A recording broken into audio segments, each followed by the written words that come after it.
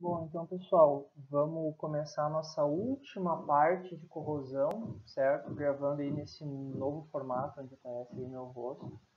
Esses barulhos que eventualmente vocês vão escutar no fundo são meus vizinhos queridos aqui marretando tudo. Mas, vamos lá. A última parte da nossa disciplina vai tratar sobre oxidação em alta temperatura. Então é um assunto completamente novo, completamente diferente de tudo que a gente estudou até agora, tanto de corrosão 1 quanto de corrosão 2, certo? Um assunto bastante complexo, então nós não vamos nos ater a questões tão profundas e mais a ideia global de como é que funciona essa parte da ciência da corrosão, certo? Então, a oxidação em alta temperatura, ela é, para começo de história, ela é uma oxidação, uma corrosão que ela acontece na ausência de um eletrólito. Então, a gente não vai mais estar no meio aquoso, certo? A gente vai estar tratando de reações que vão ter uma interface entre um sólido e um gás, certo? Eventualmente vai ser entre um sólido e um líquido, que aí nós normalmente vamos chamar isso de corrosão a quente, que é algo que acontece bastante, né, no estudo de escórias, né? Então, dentro de um alto forno, dentro de fornos, né, tanto de fundição quanto de redução, na parte de metalurgia extrativa, se usa bastante o estudo dessa interação que existe entre a escória e o cadinho, né? Ou eventualmente até entre o metal líquido e o cadinho, que normalmente eles são feitos, os cadinhos são feitos de materiais refratários, né? Então eles já são óxidos, só que eventualmente eles podem interagir com o metal líquido ou com a parte da escória, que são sais fundidos e tudo mais. E aí o que às vezes acontece é que acontece uma redução daquele material que é composto da escória, do cadinho, né? Então o cadinho é um óxido, ele é reduzido, então ele acaba desgastando o cadinho, certo? Esse assunto ele normalmente é mais tratado ali na parte de termodinâmica, na parte de metalurgia extrativa. Nós vamos focar mais na parte onde as interações são entre um sólido e um gás. Isso é uma solicitação, né, que acontece normalmente em temperaturas bem maiores, então na casa aí dos 1000 graus, eventualmente alguns materiais sofrem oxidação em alta temperatura em temperaturas menores, né, mas os metais de engenharia que nós chamamos normalmente são ali ferro, níquel, cromo, né? Então que são titânio, que são materiais muito usados na engenharia, eles sofrem oxidação nessa faixa de temperatura. Então turbinas, motores de aeronaves, né? Estruturas de fornos vão sofrer esse tipo de ataque, né? Nessas condições. Esses óxidos, eles normalmente eles têm camadas, espessuras muito maiores do que aquelas camadas passivas que nós conhecemos lá, que nós já estudamos lá na oxidação úmida, né? Que nós falamos, a gente fala às vezes aqui de corrosão seca para contrastar com a corrosão úmida, né? Que é quando a gente tem eletrólito líquido e aqui nós não temos eletrólito líquido. Então vamos lá, como é que funciona? Basicamente é uma questão termodinâmica que vai acontecer. Nós temos um metal, nós temos um gás oxidante. Esse gás oxidante ele normalmente é oxigênio, mas ele pode ser outros gases, certo? Então gases à base de enxofre, né? Também oxidam CO, CO2, né? Combinações de CO, CO2 podem ser oxidantes ou redutores, né? Dependendo de quem tem mais. Mas a gente vai ter o metal, o oxigênio, formando um óxido em alta temperatura. O que vai acontecer? Numa determinada temperatura, vamos pegar esse exemplo que tá marcado aqui, por exemplo, em 1000 graus, 1000 kelvins, né? Não existe 1000 grau Kelvin, então é só Kelvin. Então, em 1000 Kelvin, a energia livre de formação do Cu2O é menos 95,52 kJ por mol. Ou seja, a energia livre de formação desse K é negativa, ou seja, ela é espontânea. Então, se a gente colocar cobre, oxigênio, né, e 1000 kelvins, espontaneamente nós vamos ter a formação de óxido de cobre, certo? Então, basicamente, essa vai ser uma das prerrogativas da oxidação em alta temperatura, tá? Então, ele vai, essa parte de ΔG e tudo mais, termodinamicamente falando, vai dar uma tendência, vai dizer, olha, é possível ou não é possível acontecer essa oxidação nessa faixa de temperatura. Existem questões cinéticas, que nós vamos tratar um pouco para frente, mas, ainda falando da parte termodinâmica, nós temos aí o Ellingham, o Sr. Ellingham, ele desenvolveu um diagrama, então vocês já estudaram isso em termodinâmica. Então aqui a gente só vai dar uma retomada, que ele fez o quê? Ele assumiu que o ΔH e o ΔS, né, então essas duas grandezas termodinâmicas, elas não variavam com a temperatura. Nós sabemos bem que isso não é completamente verdade. Mas nós também sabemos que em muitas situações a variação dessas grandezas com a temperatura, não é tão significativa assim. Então, a título de simplificação e a título de nós conseguirmos fazer um diagrama fácil de ler, a gente assume que isso daí é verdade e traçamos um diagrama de ΔG, né, por temperatura. E aí a gente vai ter o que? A inclinação dessa reta vai ser menos ΔS, certo? E o ponto onde essa reta atinge o zero vai ser o nosso ΔH, certo? Então a gente vai conseguir tirar essas informações. Isso daqui vai nos apresentar o que? A gente vai conseguir visualizar de forma bem mais simplificada a tendência, né, de oxidação dos metais e dos seus óxidos de forma geral. Então a gente consegue comparar, né, quem é mais estável, quem é menos estável.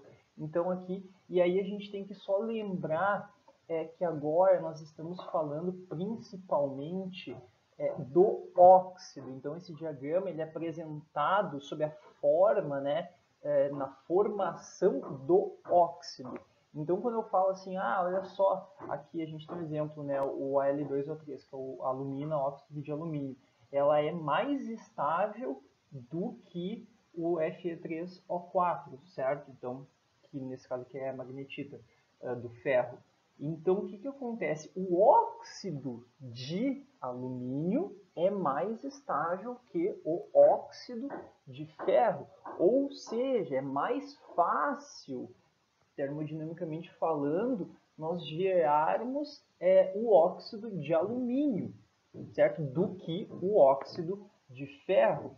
Então, assumindo que esses caras podem ser protetivos, o óxido de alumínio é um cara interessante para nós termos. Claro que existem vários outros fatores que nós precisamos levar em consideração, mas é algo importante de se pensar. Então, porque tem algumas questões aqui que, se a gente pegar um exemplo aqui, ó, do cromo, né? Então o óxido de cromo, Cr2O3, ele é mais estável que o óxido de ferro, e nós sabemos que o óxido de cromo ele possui propriedades protetivas. Então ele possui aderência, ele é compacto, ele não é quebradiço de forma geral, certo? Então, por isso que é interessante nós colocarmos o cromo, certo, como elemento de liga, ou eventualmente até purso, que é muito caro, numa liga de ferro, né, um aço. Por quê? Porque a gente vai estar propiciando a formação de um óxido de cromo, que é mais estável, mais aderente, certo? Do que a formação do óxido de ferro, que é menos estável e menos aderente, certo? Então, aí tem algumas aplicações interessantes sobre o quesito da corrosão pro diagrama de Ellingham. Existem várias outras aplicações do ponto de vista da metalurgia extrativa, que normalmente é tratado mais em termodinâmica, certo?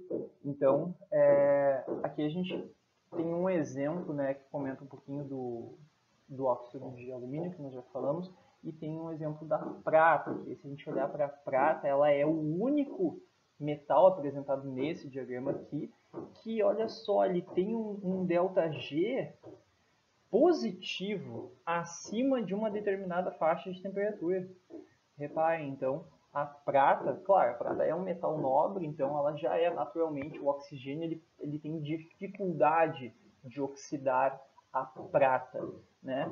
Então, acima de uma determinada temperatura, aproximadamente 500 Kelvin, a gente não oxida a prata. Por quê? Porque o ΔG para oxidar a prata é positivo, então a gente não vai oxidar ela, certo? Então é só um contra-exemplo, né, da oxidação, enfim, dos metais. Normalmente, né, é bem mais fácil oxidar os metais, com exceção aí da prata, do ouro, né, e tal.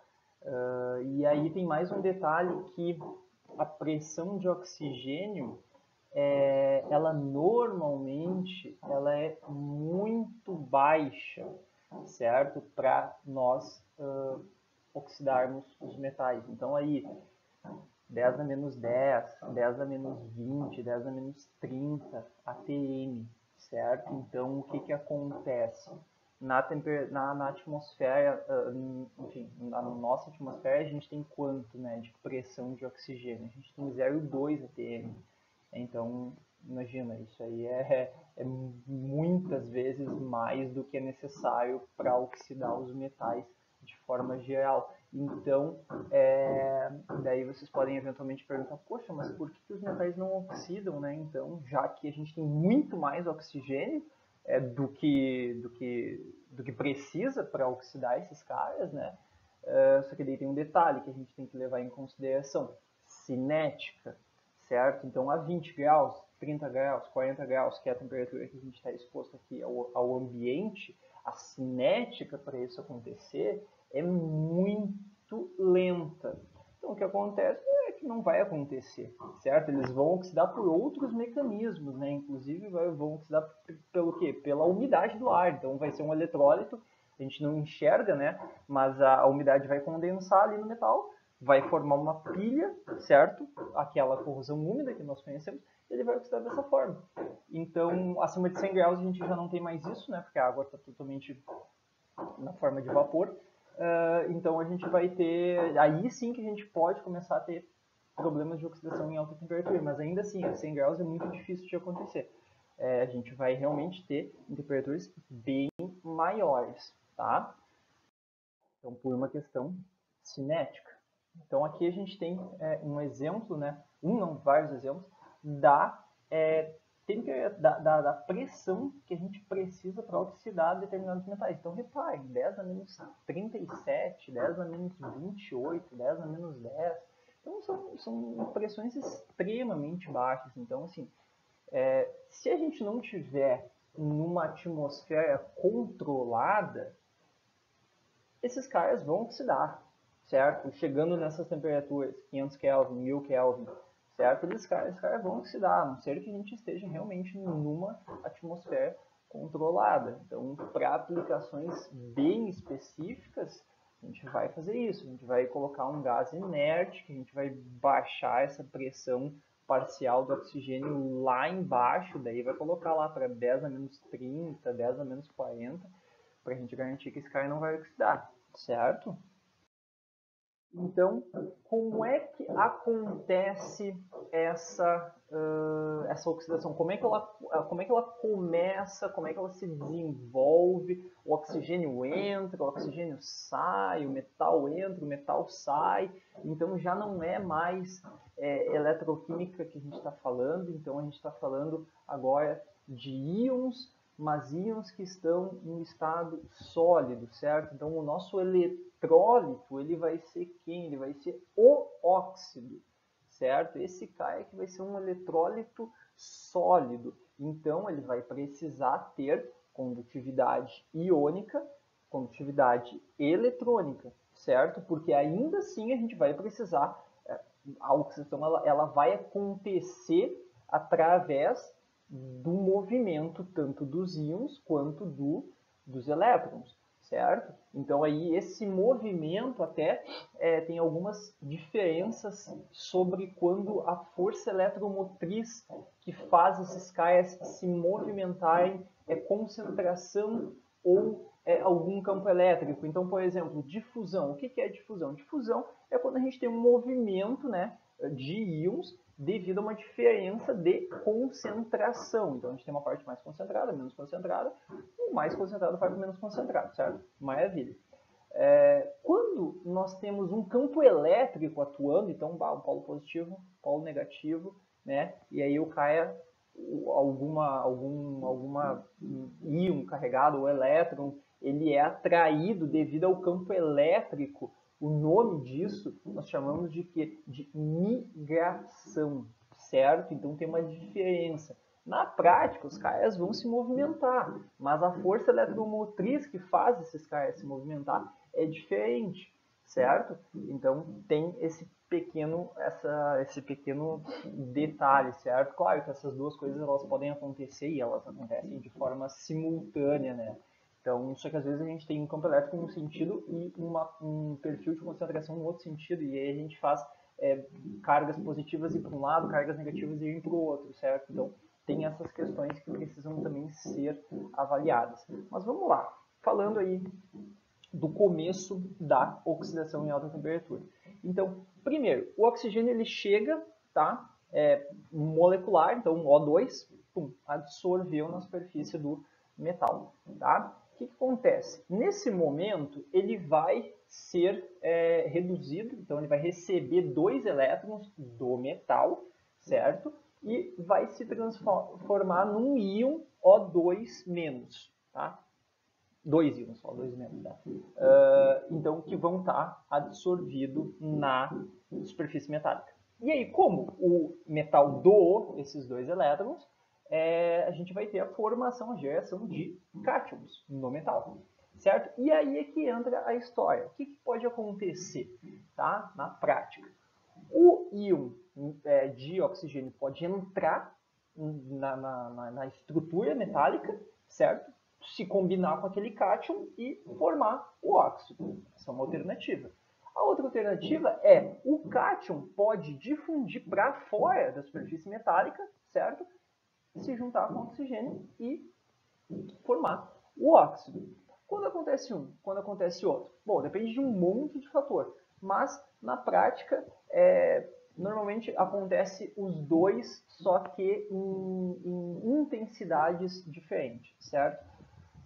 Principalmente do que vai depender isso daí? Do tipo de defeito que aquele óxido vai gerar. Então tem alguns óxidos que eles facilitam a difusão e a migração do oxigênio e tem alguns óxidos que facilitam a difusão e migração do cátion, né, do metal. Então a gente vai ver isso um pouquinho para frente. Ainda também tem a questão dos defeitos facilitarem ou não o movimento dos elétrons, certo? E aí até para isso a gente tem para a gente saber, né, se o óxido, a gente fala, enfim, simplificadamente, se o óxido entra ou se o óxido sai, né? A gente tem um teste que é possível de ser feito da seguinte forma: a gente coloca um marcador, então normalmente marcadores de ouro, porque eles não corroem, né, em geral. Então a gente eletrodeposita ou de alguma outra forma coloca esses marcadores na superfície do metal, marcado aqui,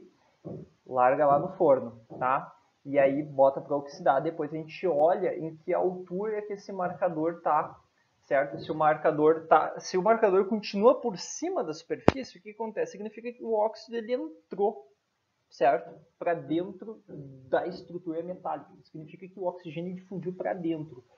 Se o marcador está embaixo, o que aconteceu? O cátion saiu, certo? E foi crescendo para cima, tá? E se ele está no meio, aconteceu um fenômeno, né? Então, misto. Então, o oxigênio entra e o cátion sai numa taxa aproximadamente parecida, tá? Então, o Wagner, né? Então, foi o cara que desenvolveu essa teoria, né, da oxidação. Então, basicamente, é dessa forma que acontece, tá? Então aqui a gente tem as reações separadas.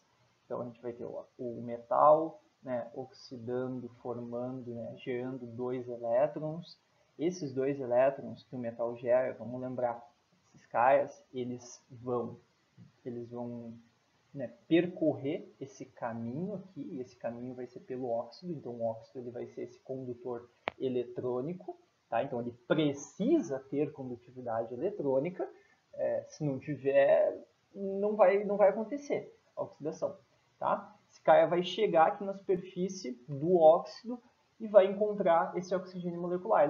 Ele vai receber esses 2 oxigênios, pum, vai se transformar em um íon de oxigênio. Agora, esse íon de oxigênio ele pode difundir, né, para dentro da estrutura do óxido. O íon metálico pode difundir para dentro da estrutura do óxido metálico, eles vão se encontrar, vão formar esse óxido, certo? Então, esse óxido ele vai ser o nosso eletrólito agora, ele vai ser um eletrólito sólido.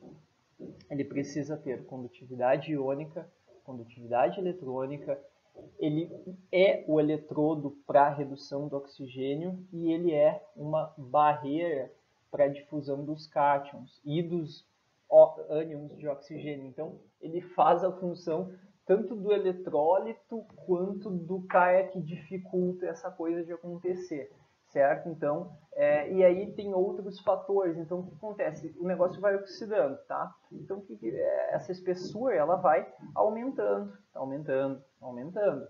Então, o que acaba acontecendo? Cada vez mais, o cátion ele está longe, né? Opa, aqui. O cátion está longe do oxigênio. Então, esse caminho ele vai aumentando de forma que, normalmente, a oxidação ela vai diminuindo sua taxa. Por quê? Porque esse caminho está maior, está mais difícil de tudo isso acontecer, certo? Então, vai aumentando a resistividade iônica, vai aumentando a resistividade eletrônica desses caras, a não ser que esse óxido ele seja completamente fissurado. Então pode acontecer, se cair racha, quebra e tal, então tu vai ter sempre superfície nova, digamos, para acontecer essa reação de forma rápida, tá? Então também é algo que pode acontecer, né? Então eventualmente esse tipo de coisa acontece. Então, o que define a taxa, né, de oxidação? Normalmente é aquilo que a gente já falou nas outras partes da disciplina. A etapa mais lenta. Sempre o que define a taxa de corrosão vai ser a etapa mais lenta. Então, assim, a etapa, ele é um péssimo condutor eletrônico, ou seja, não passa elétron, tá? É isso que vai definir a taxa, entendeu? É o quanto aquele oxigênio consegue receber esses elétrons. Ah, ele é um péssimo condutor de ânions. É o que vai definir a taxa. Então, assim, pô, pode ter oxigênio pra caramba aqui, só que o oxigênio não consegue difundir para dentro da estrutura do óxido para encontrar o cátion. É o que vai definir. Ah, ele é um péssimo condutor de cátions, né? Mesma coisa. Então, sempre vai depender da etapa mais lenta, certo? E outros fatores, como eu falei ali, de trincamentos e tudo mais. Tá? Então, vamos lá. Essa cinética, como é que a gente enfim, estuda ela, né? Normalmente a gente faz testes de ganho de massa. Então a gente pega o cara, pesa ele, coloca lá no forno, depois pesa de novo, tá? Tem alguns testes que é o recomendado, na verdade, é o seguinte, tem o próprio forno, ele é equipado com uma microbalança, então e aí normalmente precisão altíssima, mas são equipamentos extremamente sofisticados, que ele vai fazendo o ganho de massa instantâneo. Então o cara está lá, está oxidando e está registrando a massa. Então a gente vai fazendo um perfil de ganho de massa pelo tempo e aí depois a gente consegue encontrar a lei, né, dessa taxa de crescimento. Existem as mais comuns são linear, parabólica e logarítmica, certo? Então já falando aí da linear, então linear é o quê? Cara, Quanto maior o tempo, maior a taxa de corrosão, linearmente, o negócio cresce linearmente, tá? Bom, por que acontece isso? Como é que acontece isso? Se acontece de forma linear, sempre com a mesma taxa, significa que o crescimento do óxido ele não impede a continuidade do crescimento. Entendeu? Então, o que vai acontecer? Esse óxido ele não protege, ele não tem um efeito barreira, ele não dificulta o prosseguimento da corrosão, da oxidação, certo? Então, normalmente esse óxido ele é extremamente quebradiço. Então, ele está todo cheio de fissura, e aí, pelo fato de ele estar cheio de fissura, o oxigênio consegue acessar sempre livremente a superfície, e esse cara vai oxidando, oxidando, oxidando, oxidando, sempre na mesma taxa, certo? Então, normalmente óxidos quebradiços têm esse comportamento. Taxas parabólicas já tem o efeito que quanto maior a espessura, menor é a taxa de oxidação. Ou seja, a gente está impondo esse aumento de espessura, ele aumenta o caminho difusional desses íons. Simples assim. Então o cara tem que, aqueles íons eles precisam vencer um caminho maior. Vai acontecendo mais devagar. Basicamente é isso, certo? Então, e aí, normalmente a gente associa esse tipo de taxa de crescimento com óxidos protetivos. Tá? Então, por quê? Porque quanto mais tempo a gente deixa, mais devagar esse óxido cresce, certo? Então, a tendência é que vai chegar um momento que vai ter um patamar, certo? Ele vai parar de crescer. A lei de taxa logarítmica, ela normalmente acontece nos primeiros estágios, em temperaturas mais baixas, quando o que controla, né, a taxa de corrosão, a taxa de oxidação, é a transferência de elétrons. Então, lá no comecinho, o passo limitante da reação é o elétron conseguir sair, né, do metal e atravessar essa camada de óxido para chegar lá no oxigênio e reduzir o oxigênio. Então, esse é o passo limitante e normalmente vai ser uma taxa logarítmica normalmente. Então, espessuras mais baixas e temperaturas mais baixas, quando acontece isso aí. Então, aqui a gente tem uma comparação entre essas três taxas. Então, reparem que logo no começo, né, enfim, começo é um tempo fictício, né, não tem horas aqui nem nada, mas elas têm comportamentos parecidos, taxas de oxidação parecidas, e aí depois é que realmente começa a acontecer uma diferença enorme. Então, uma taxa linear ela vai simplesmente destruir o material muito mais rápido do que se esse óxido fosse protetivo. Então, a importância realmente desse óxido é não fissurar, não trincar, né? Então, ele acaba com a vida útil do material de forma muito mais rápida. Agora, então, vamos começar a ver como é que esse processo acontece de uma forma mais detalhada, né? Então, a gente precisa introduzir o conceito que provavelmente vocês já viram em metalurgia física ou em refratários, o conceito de defeitos, né, dentro de uma estrutura cristalina. Então, a gente aprende lá na metalurgia física que a gente tem uma estrutura cristalina, né, os átomos eles são dispostos de uma certa forma dentro daquela estrutura. No entanto, podem existir defeitos, e aí os principais defeitos que acontecem em óxidos, que são materiais não metálicos cerâmicos, né, com comportamento cerâmico, são os defeitos pontuais, né? Então são vacâncias e interstícios. Então, o que se trata uma vacância? Estou marcando aqui, né? É a falta de um íon, né, dentro daquela estrutura.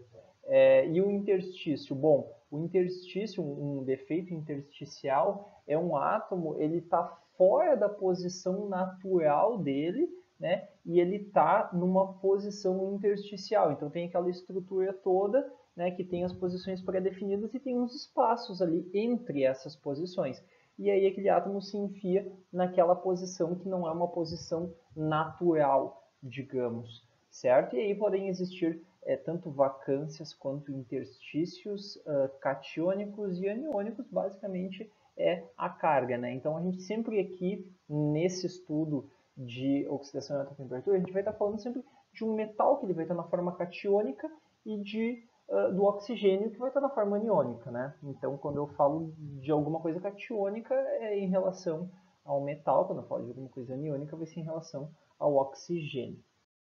Então, a gente tem alguns defeitos clássicos que eles possuem uma simetria no modo como eles acontecem. Então, o primeiro defeito é o defeito de Frenkel, que ele é basicamente o que? O número de vacâncias é igual ao número de intersticiais. O que aconteceu aqui? Vamos pegar aqui, ó. A gente tem uma prata, né, nesse caso, um cátion de prata numa posição intersticial e nós temos uma vacância de prata também. Então é como se aquela prata tivesse saído daqui e entrado numa posição intersticial, certo? Aqui a gente tem outro, né, caso, então a gente tem aqui uma prata que está numa posição intersticial e uma vacância de prata, certo? Então, o que acontece nesse defeito? Não tem uma carga, esse resultado final, né, desse óxido, dessa camada, enfim, dessa estrutura, é uma carga neutra, certo? Só com reposicionamento da posição que esses íons estão.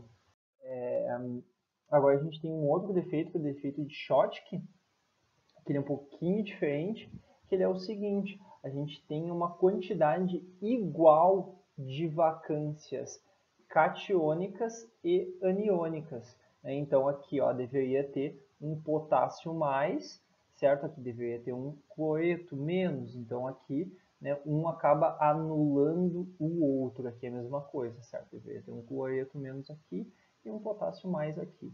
Então são defeitos simétricos, né, equivalentes, então eles não afetam de fato a carga desse óxido, a carga global desse óxido. E por que é importante, né? Por que é tão importante esses defeitos? Na verdade, sem esses defeitos não acontece a oxidação, tá? Por quê? Porque esses defeitos vão ser o modo como esses íons vão difundir dentro da camada do óxido, né? Que é o nosso eletrólito sólido. Então aqui a gente tem um exemplo marcando, né, uma vacância de oxigênio, nesse caso. O que acontece? Essa vacância, a gente tem que lembrar também que isso tudo está em alta temperatura, então essas moléculas todas estão extremamente agitadas, com uma energia cinética bastante alta, então elas têm muita mobilidade. E aí ela pode pular dessa posição aqui para a posição que está essa vacância, e naturalmente a vacância vai mudar de lugar, né? E aí é assim que vai acontecendo o processo de difusão desses íons, tá? Se a gente tiver um movimento intersticial, o que vai acontecer? Na verdade, interstícios a gente tem ao longo de toda a estrutura, né? Então, vai acontecer que nesse caso aqui, um cátion, né?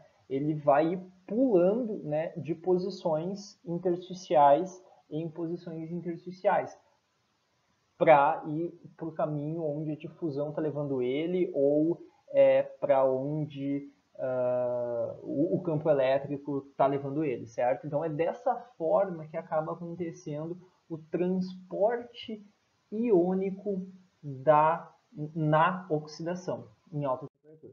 Tá? O que vai acontecer? A inclusão desses defeitos ele causa um desbalanço, né, na carga. Então, eu comentei antes ali daqueles dois defeitos que não acontece isso, porque a gente tem um equilíbrio entre as cargas desses próprios defeitos, tá? Mas quando a gente não tem um equilíbrio, que são defeitos quaisquer, a gente causa um desbalanço na carga. Então aqui a gente tem um exemplo, né, de um intersticial de zinco. Tá? O que aconteceu? Esse cara aqui tá ali extra, ele tá sobrando. Tá? Então ele tem um íon de zinco a mais aqui nessa estrutura desse óxido. O que aconteceu? Se a gente fizer o balanço de cargas desse cara aqui, o que vai dar? Vai dar mais 2. Tá?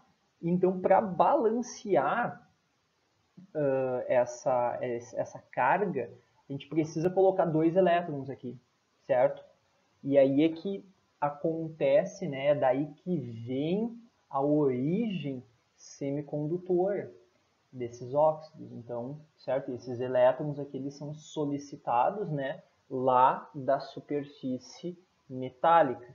Então, é uma maneira, né, então, quando esse cara pulou para cá, ele vai demandar a chegada de 2 elétrons aqui. Então, aí é que vai acontecer o transporte de elétrons. Então, a gente tem aí o transporte iônico, né, desses íons, e a gente tem o transporte de elétrons, nesse caso aqui. Tá? Então, aquilo ali... e aí, o que aconteceu, na verdade? Quando acontece isso, né, a gente tem lá um cátion intersticial, a gente chama 2 elétrons que vão fazer o transporte eletrônico. Então, como são os elétrons, as cargas eletrônicas que estão sendo conduzidas, a gente chama isso de um semicondutor do tipo N, porque a carga é negativa. Então, o elétron tem carga negativa, então acaba sendo um condutor do tipo N. Tá? Vacâncias de oxigênio também gera um semicondutor do tipo N. Por quê? Olha só, a gente tem um K aqui e esse íon de oxigênio ele tem carga negativa. Eventualmente, dependendo da condição de atmosfera, a gente pode perder esse oxigênio na forma gasosa, né? O contrário do que a gente estava falando até agora, mas pode acontecer. O que vai acontecer? Vai faltar carga negativa, certo? Porque esse cara é negativo, ele foi embora. Então está faltando carga negativa. O que acontece? A gente tem, né, o sistema solicita 2 elétrons, né, ou enfim, a quantidade de elétrons referente ao que saiu, e ele também vai ser um condutor do tipo N. Tá? Também podem acontecer condutores, né, do tipo P, certo? Que daí a gente vai estar falando de buracos eletrônicos. É um conceito que vem lá da física moderna, certo? A gente vai ver alguma coisinha aqui. Não chega a ser muito comum a gente ter ânions intersticiais. Aqui, nesse caso, a gente está falando basicamente de óxidos. Por quê? Porque o ânion do oxigênio ele é um cara grande, certo? Então, um cara grande se enfiar no interstício de uma estrutura cristalina não é muito fácil disso acontecer, tá? Apesar de não ser impossível, não é muito fácil. A gente tem que ter uma estrutura bem aberta, uma estrutura cristalina com interstícios de grande volume, tá? E aí o que acontece? Se a gente tiver, né, de fato, tem, né? Tem um intersticial de oxigênio menos 2 lá. Então tem uma carga negativa sobrando. E aí a gente acontece que é um conceito, né? Então que a gente fala que a gente tem que adicionar, o sistema solicita buracos eletrônicos. Ele tem a mesma carga que o elétron, só que com um sinal oposto. Então ele tem uma carga positiva, enquanto que o elétron tem uma carga negativa. Tá? A gente vai ver um pouquinho mais para frente alguns exemplos. Então agora a gente vai verificar o efeito de íons estrangeiros dentro do nosso óxido. Então, para isso, como a gente vai fazer isso daí? A gente vai pegar e vai aplicar uma expressão do equilíbrio, tá? Então, que são as regras de Raoult. A única diferença, eu acho, assim, que mais pega em relação ao que a gente está acostumado a fazer da constante de equilíbrio, né? Escrevendo a expressão do equilíbrio, é que a gente vai levar em consideração os elétrons, certo? Elétrons, buracos, a gente vai colocar eles dentro dessa expressão. Então vamos pensar que a gente tem um óxido do tipo N, tá? Com cátions intersticiais. Cátions intersticiais, a gente tem zinco mais enfiado lá, intersticial, tá? Então, o que aconteceu? A gente tem o zinco 2+, tá? Então, intersticial, que está marcado aqui, ó, esse izinho significa intersticial. Para compensar ele, a gente tem que ter 2 elétrons, tá? Para equilibrar a carga, e a gente tem mais meio oxigênio formando o óxido de zinco, tá? Se a gente escrever a expressão do equilíbrio aqui, o que vai acontecer? Então, produto sobre reagente, basicamente isso, né? Então, a atividade aqui do óxido de zinco dividido pela atividade do zinco intersticial, multiplicado pela atividade do elétron elevado na 2, porque são 2, né? E a pressão de oxigênio aqui, então a gente considera a atividade igual à pressão do oxigênio nesse caso. Então a gente tem essa expressão aqui, tá? Essencialmente é isso. Então, o que vai sobrar aqui? A gente vai colocar a pressão de oxigênio junto com o K, vai virar todo mundo um K' e vai sobrar só concentração de zinco intersticial e a concentração, enfim, de elétrons, certo?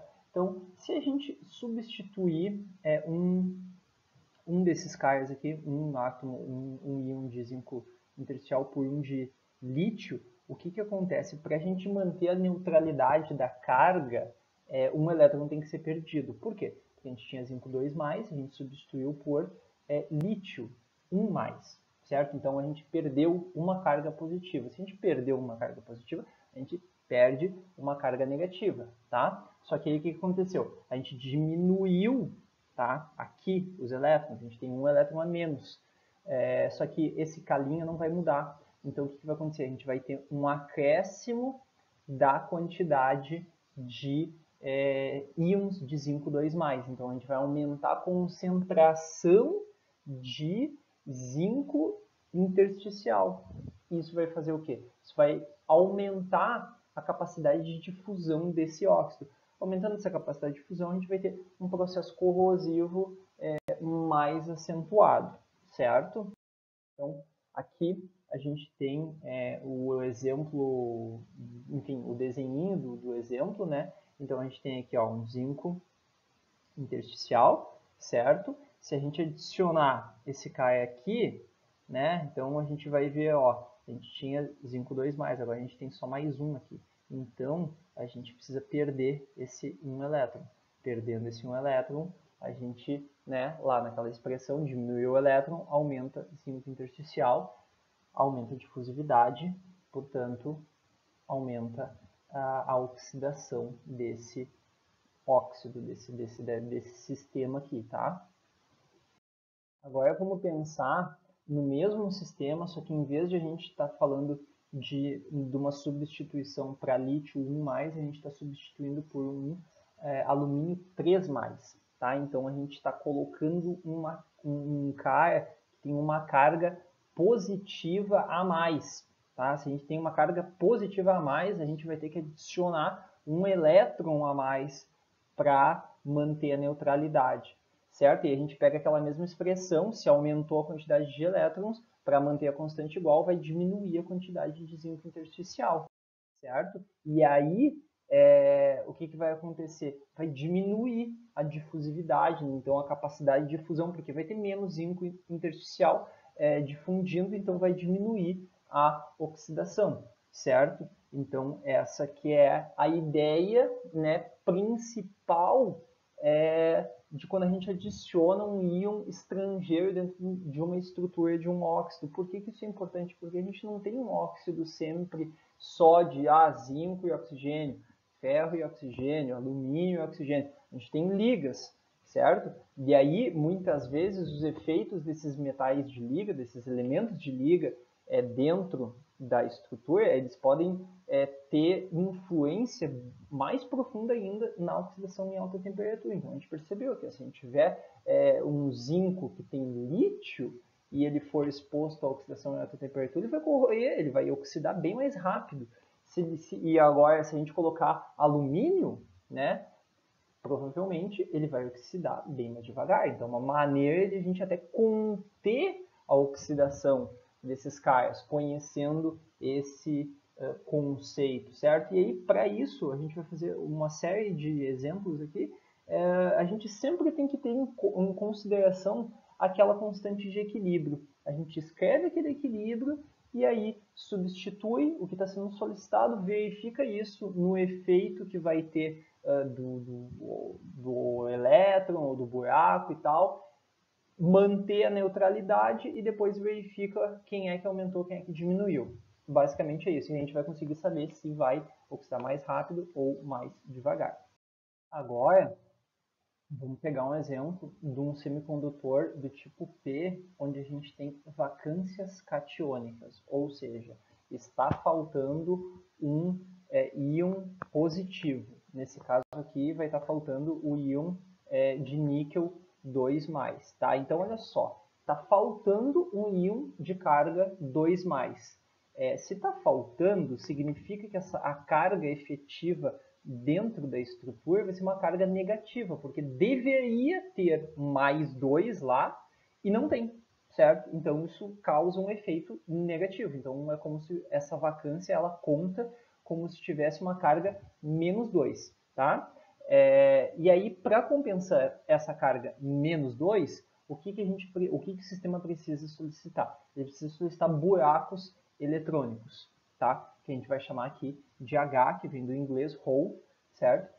Então a gente vai chamar 2 buracos eletrônicos, o sistema solicita isso para a gente manter a neutralidade, tá? E a gente vai escrever a equação ali do equilíbrio, aplicando a regra de Raouf.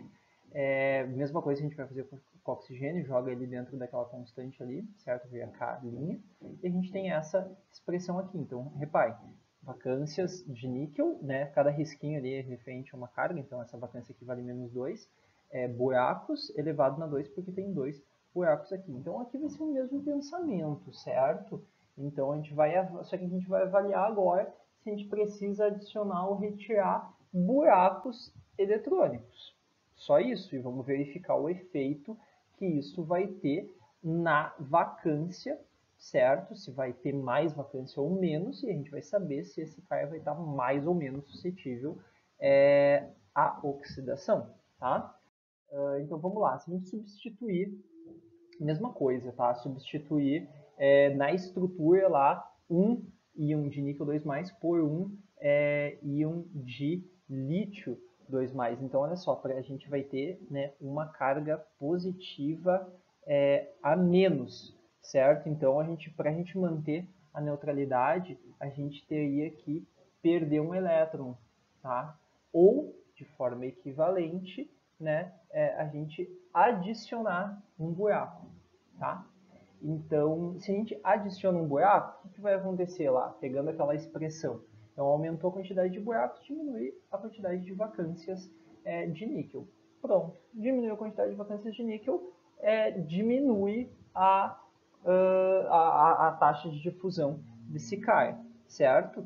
Então, basicamente, essa é a ideia. Agora, olha só, se a gente colocar um outro exemplo, a gente tiver o cromo 3, tá? Então, vai ser a mesma ideia. A gente está colocando uma carga positiva, tem uma carga positiva a mais. Então, o que vai acontecer? A gente vai ter que perder um buraco eletrônico. Perdendo um buraco eletrônico, a gente pega aquela expressão lá, diminui a quantidade de buraco, aumenta a quantidade de vacâncias de níquel. Então, esse cara vai ter uma difusão maior, vai oxidar mais, tá? Então, aqui a gente tem a exemplificação numa figura. Então, aqui a gente tem a vacância de níquel, então tem uma carga aqui equivalente menos 2, e aí a gente tem 2 buracos eletrônicos aqui, tá? O que aconteceu? Entrou esse cara aqui, esse lítio 1+, tá? E aí, ó, deveria ser um 2+ e é 1+, então a gente tem que ter mais um, né? E como é que a gente faz esse mais um? A gente faz esse mais um com mais um buraco eletrônico. E aí a gente mantém a neutralidade, certo? E aumentou a quantidade de buraco eletrônico e diminuiu a quantidade de vacâncias de níquel. Então, o último exemplo aqui a gente vai falar de vacâncias do tipo N, certo? Então, serão vacâncias de oxigênio, tá? Então, vai estar faltando o oxigênio -2, tá? Então, se está faltando o oxigênio -2, a carga remanescente ali, ela é uma carga positiva, devia ter uma carga negativa -2, não tem, então acaba ficando +2, tá? Então, a gente compensa isso com elétrons. Então, tem 2 elétrons ali para compensar essa vacância negativa aí, essa vacância iônica do oxigênio, tá? A gente escreve a regra de Rauf ali, e a gente tem ali vacância de oxigênio, elétrons, né, igual a constante de equilíbrio. O que acontece se a gente colocar um íon, né, uma substituição de um íon de menor carga, tá? Então, a gente pegar aqui, ó, a gente tinha zircônia 4 e esse cara foi substituído por um alumínio 3+. Então, olha só, é mais 4 e agora é mais 3. Então, a gente tem uma carga remanescente mais 1, tá? Então, para compensar essa carga remanescente mais 1, a gente adiciona um elétron, tá? E aí, se a gente adicionar esse 1 elétron, a gente pega lá na regra de Rauf, aumentou a quantidade de elétrons, diminui a quantidade de vacâncias, certo? E aí vai diminuir a taxa de difusão desse cara, consequentemente diminuir a taxa de oxidação desse cara, certo? Se a gente colocar um cara de valência maior, vai ter o efeito oposto, um cara com valência +5, +6, certo? E agora, para concluir, vamos falar um pouquinho de outras características dos óxidos, certo? Então, os filmes de óxidos, eles não são homogêneos e eles não são uniformes em geral, certo? Então, aqui a gente tem um exemplo, né, de um filme de óxido de ferro, onde o que acontece?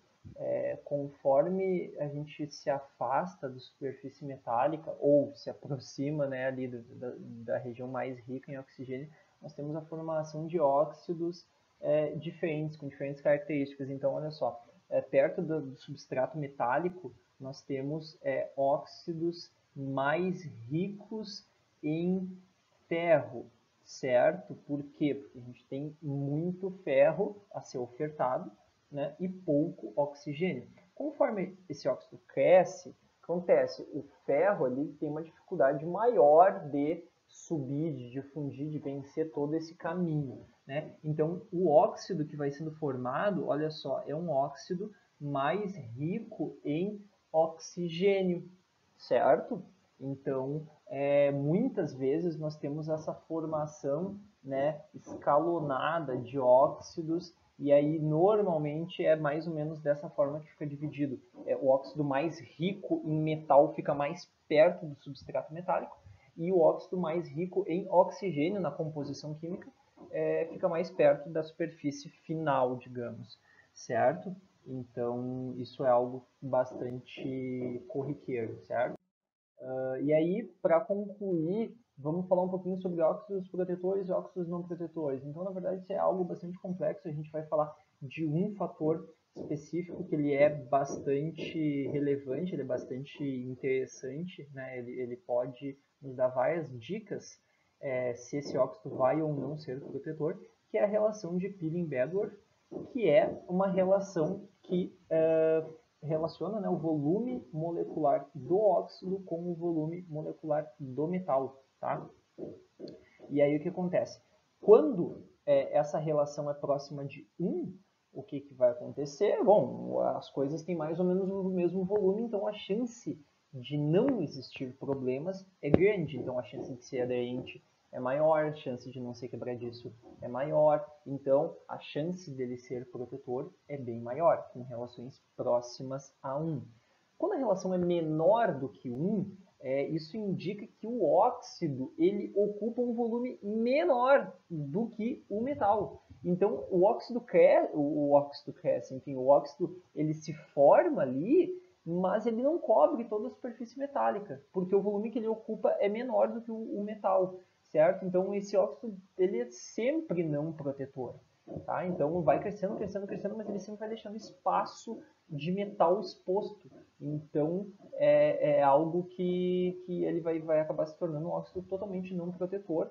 Um exemplo bem comum desse caso é o magnésio. Tá? Então o magnésio ele tem um óxido menor do que do que o metal, então a gente larga no forno a 300, 400 graus e ele vai oxidando até ele acabar, certo? Até virar totalmente só óxido.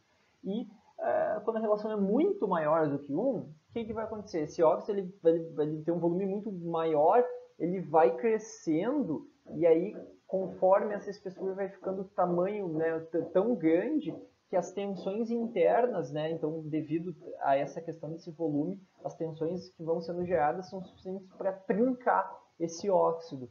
E aí ele acaba também se tornando não protetor, porque ele trinca e aí ele trincando ele vai permitir o acesso do oxigênio na superfície metálica, que vai propiciar que ele oxide mais, então vai formar escamas, né, de óxido, então esse cara nunca vai estar protegido.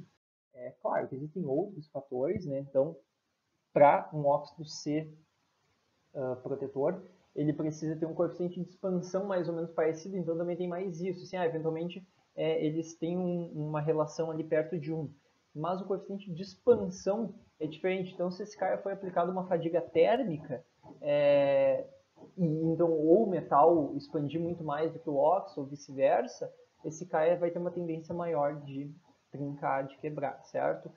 Boa aderência, nem se fala, né? Se não for aderente, não vai proteger nada, né? Alto ponto de fusão também não é muito comum, mas acontece de alguns óxidos terem um ponto de fusão baixo, né? E aí esse cara se liquefaz, então não vai proteger nada. Baixa pressão de vapor também, porque senão ele vai se perder, né? Esquentou, ele começa a evaporar literalmente, não vai acontecer proteção nenhuma, né? Boa plasticidade, tá um pouco, na verdade, razoavelmente correlacionado ali com a parte de coeficiente, então ele tem que ser capaz, né, de sofrer algum tipo de tensão sem trincar, certo? Então essa é uma característica importante. Ter baixa condutividade elétrica e baixos coeficientes de fusão, então isso é o que causa a formação do óxido, mas se essas condutividades elas forem muito altas, esse cara vai continuar crescendo, crescendo, crescendo, crescendo e não vai proteger, certo? E a relação de Pillin-Berdorf perto de 1. Nem sempre essa relação ela é respeitada, tem alguns óxidos que são protetores e que têm relações bem diferentes de 1, não são muitas, mas existem, certo? Porque aí tem outras coisas dessas que nós conversamos que compensam, tá? Então, essencialmente, o que nós tínhamos para conversar de oxidação em alta temperatura é isso.